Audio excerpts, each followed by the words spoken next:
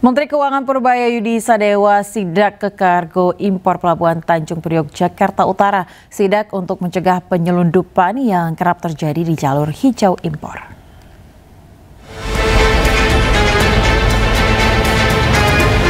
Menteri Keuangan Purbaya Yudi Sadewa bersama dengan Inspektur Jenderal Kementerian Keuangan datang ke Pelabuhan Tanjung Priok, Jakarta. Ia melakukan sidak di jalur hijau kepabeaan kargo impor Pelabuhan Tanjung Priok. Jalur hijau menjadi target Purbaya dalam sidak kali ini. Pasalnya, Purbaya pernah menyatakan keinginan untuk mengecek jalur hijau kargo impor untuk memberantas barang ilegal impor yang masuk ke dalam negeri. Nggak ada. Saya cuma cek aja, pengen tahu hijau itu hijau bener apa enggak. Jangan-jangan hijau dalamnya merah. Tapi akan saya minta mereka cek secara random, secara reguler. Tapi nggak semuanya dicek. Tapi jangan sampai jalur hijau jadi tempat orang barang yang nggak harusnya lewat jalur hijau. Dalam inspeksi mendadak itu, Purbaya sempat memeriksa satu kontainer milik perusahaan Cina. Kontainer itu berisi pakan ternak sebanyak 560 kantong dengan nilai 1,2 miliar rupiah. Purbaya akan menyiapkan saluran khusus pengaduan pada Direktorat Jenderal Bea dan Cukai untuk meminimalisir penyimpangan yang terjadi pada impor. Dari Jakarta, Tim Liputan iNews melaporkan. Koordinator Maki Boyamin Saiman pemirsa meminta Purbaya jangan hanya tabrak keluar, namun juga harus bersih-bersih di dalam Kementerian Keuangan. Hal ini menurut Boyamin banyak oknum bea cukai yang bermain melakukan penyelundupan. Jadi ada penyelundupan, tapi kasusnya nggak di penegak hukum, gimana? Saya jelaskan dulu. Silakan. Jadi itu diselundupkan dengan dokumen mesin untuk membuat sigaret kretek yang harganya kira-kira 150 juta. Kalau bea masuk karena ini sebagai produksi 5%, berarti itu ya 5 juta tambah 2,5, 7,5 juta aja. Jadi setelah saya bongkar ternyata dokumennya itu adalah alat pembuat sigaret kretek. Ya. Dokumennya padahal isi dalamnya Mercy. Ya, betul. Oke. Terus kemudian saya bongkar, kemudian cara penyelesaiannya ini dianggap barang tidak bertuan, terus dilelang. Artinya di sini Anda menuding, bukan menuding ya, Anda menyampaikan, ya boleh menuding lah, boleh saya katakan, bahwa ada permainan kalau penyelundupan bea cukai di sini. Iya. Bea cukai? Iya, memang bea cukai. Sekali lagi saya ulangi, bea cukai berarti? Iya. Ya artinya anggap aja orang nakal nyelundup, bea cukainya nggak tahu. Misalnya kan begitu. Dan itu nggak mungkin? Ya rasanya kok ini 90% nggak mungkin sebenarnya. Kan itu kan baik. Setelah itu pun tadinya waktu saya buka itu seakan-akan pada nggak ngeh aja gitu, seperti saling lempar. Jadi dari sini nggak ada satupun yang dihukum terkait ini? Nggak ada. Karena ada mekanisme yang luar biasa. Jadi di dunia bea cukai, dunia pajak itu ada hal-hal yang bisa diselesaikan dengan cara-cara seperti ini, bang. Kemudian barang tidak bertuan, padahal ada yang importirnya, ada yang mesennya, ada yang bayar. Miliar dimasukkan seolah-olah barangnya 150 juta. Ya. Ya kalau lolos 150 juta aja tuh. Bukan, 5% dari 150, iya, hanya 7,5 juta. Apa namanya, cukainya? Iya, biaya masuknya. Biaya masuknya ya. Hanya 5% dari 150 juta. Ya. Padahal harganya 20 miliar. Ya. Tapi karena dibongkar oleh Mas Boyamin, maka dijadikanlah lelang. 2 miliar, masih 1/10-nya. Ya, itu kan kalau versi karena ketahuan misalnya dibuka beneran bisa 10 sampai 20 harganya. Tapi maksud saya kalau ini barang mewah harganya 2 miliar aja kan harusnya 100%.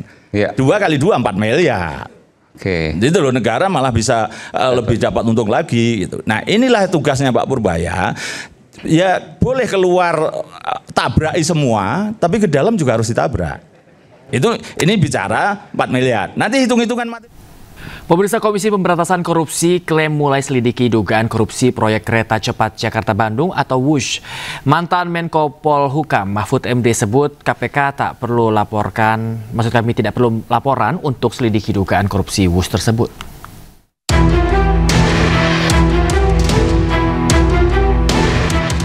Komisi Pemberantasan Korupsi mulai menyelidiki dugaan korupsi proyek kereta cepat Jakarta-Bandung atau WUSH. Meski demikian, KPK belum bisa merinci data atau informasi terkait dugaan korupsi ini. Sebab menurut Ketua KPK, Setio Budianto, pihaknya masih mendalami kasus ini. Ya nanti pastinya akan, saya belum cek ya, gitu. Nanti pasti dari Direktorat Pelayanan Pengaduan Masyarakat nanti akan merespon seperti apa, gitu. Nantinya segala sesuatunya akan ditindaklanjuti. Akan ada yang dipanggil untuk diperiksa? Ya, biasanya ditelaah dulu. Kalau sekarang maksudnya tahap apa Pak ini Pak? Di penanganan ini sudah masuk tahap apa ini? Ya nanti saya cek lagi seperti apa dalamnya. Mau minta audit terkait bus nggak Pak? Apa? Auditnya Pak? Ada. Ya, baru juga. Sebelumnya mantan penyidik KPK Yudi Purnomo mendesak KPK segera selidiki dugaan korupsi WUS. Bahkan pengamat ekonomi Antoni Budiawan menduga ada pemufakatan jahat dalam proyek WUS tersebut. Yang sekarang terjadi adalah diubah belakangan. Diubah belakangan. Artinya ini kamuflase. Artinya itu bahwa ini awalnya aja Anda menangkan, nanti kita rubahlah, nanti saya kasih jaminan lah, kan begitu kan? Artinya dalam bahasa hukum ada pemufakatan jahat. Tidak pada saat desendesolen, tetapi kemudian temponya berikutnya. Dalam perjalanannya ada perubahan. Sementara itu, mantan Menko Polhukam Mahfud MD menilai KPK tak perlu menunggu laporan untuk selidiki dugaan korupsi di proyek WUS. Mahfud juga menilai kejaksaan dan polisi bisa turun tangan jika KPK tidak ada inisiatif. Tim Liputan iNews melaporkan. Pengamat kebijakan publik Agus Pambagio berpandangan pemirsa KPK harus memeriksa sejumlah pihak untuk selidiki dugaan korupsi kereta cepat Jakarta-Bandung. Sementara Mardiansyah Semar, Ketum Rampai Nusantara menilai tudingan korupsi di kereta cepat untuk menjelekkan pemerintahan sebelumnya.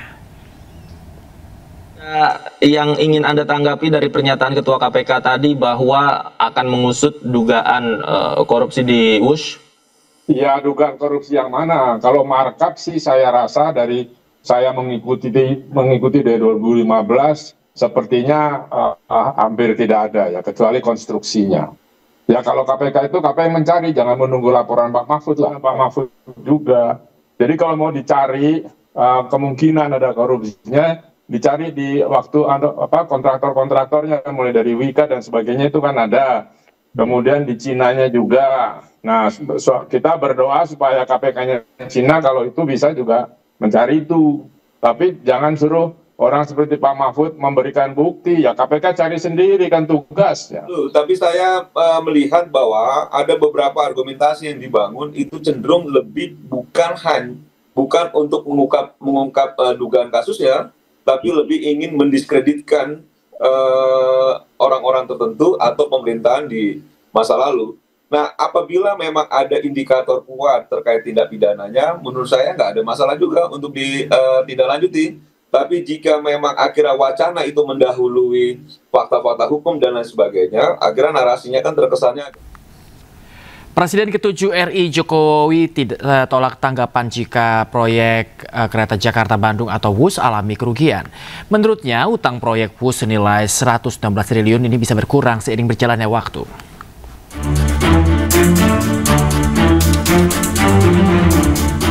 Disebut-sebut sebagai orang yang paling tahu tentang proyek kereta cepat Jakarta-Bandung atau WUS, Jokowi akhirnya buka suara.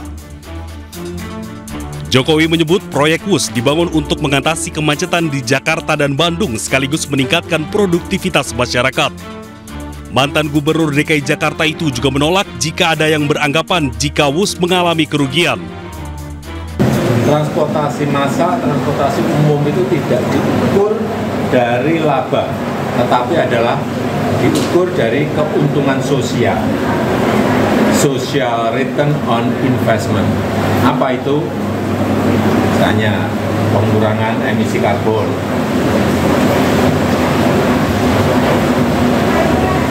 produktivitas dari masyarakat menjadi lebih baik. Terkait polemik utang yang kian membengkak, Jokowi menyebut utang tersebut bisa berkurang seiring berjalannya waktu. Kalau penumpangnya sekarang per hari kan kayak bus itu sudah 19.000 dan sudah mencapai penumpang sampai 12 juta penumpang. Itu kalau setiap tahun naik orang berpindah, ya kerugiannya akan semakin mengecil. Merespon tanggapan Jokowi, Menteri Keuangan Purbaya Yudisadewa menyebut untuk memaksimalkan dampak ekonomi maka perlu pengembangan di sekitar jalur WUS. WUS sebetulnya ada misi regional development juga kan, tapi yang regionalnya belum dikembangkan, mungkin di mana ada pemberhentian di sekitar jalur WUS supaya ekonomi sekitar itu mungkin dikembangkan ke depan. Diresmikan Jokowi akhir 2023, proyek kereta cepat Jakarta-Bandung menelan anggaran hingga 118,37 triliun rupiah. 2 tahun beroperasi namun belum mendatangkan laba. Kini negara terjerat utang kepada Cina hingga mencapai 116 triliun rupiah. Sejumlah tokoh mendesak agar KPK segera mengusut dugaan penggelembungan dana proyek ambisius itu. Tim Liputan iNews melaporkan.